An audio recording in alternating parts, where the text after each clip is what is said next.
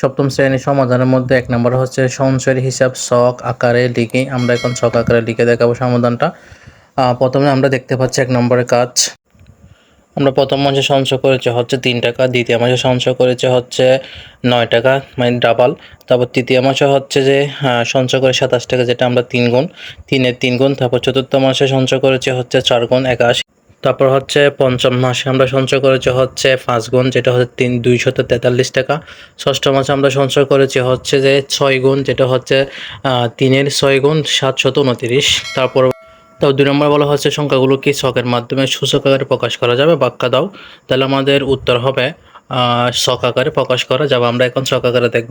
ছক আকারে বলতে এখানে আমরা প্রথম হচ্ছে আমাদের মাস, তারপর হচ্ছে সঞ্চয়, তারপর হচ্ছে সূচকীয় আকার। মানে হলো প্রথম মাসে আমরা আয় করেছি হচ্ছে সঞ্চয় করেছি হচ্ছে ৩ টাকা, যেটা ৩-এর উপর 1 হবে। তারপর দ্বিতীয় মাসে হচ্ছে ৯ টাকা, যেটা ৩-এর উপর স্কোয়ার হবে। তারপর তৃতীয় মাসে ২৭ টাকা, যেটা ৩-এর উপর ৩ কিউব থাকবে।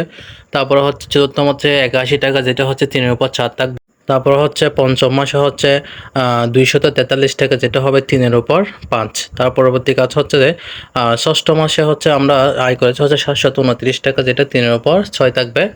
আমাদের পরবর্তী কাজ হচ্ছে পঞ্চম মাসে তোমার সঞ্চয় পরিমাণ কত হবে। আমরা দেখতে পাচ্ছি আমাদের পঞ্চম মাসে সঞ্চয় হবে ২৪৩ টাকা। তাহলে আমাদের পঞ্চম মাসে সঞ্চয় হবে ২৪৩ টাকা। পরবর্তী কাজগুলো পরবর্তী ভিডিওতে দেখানো হবে।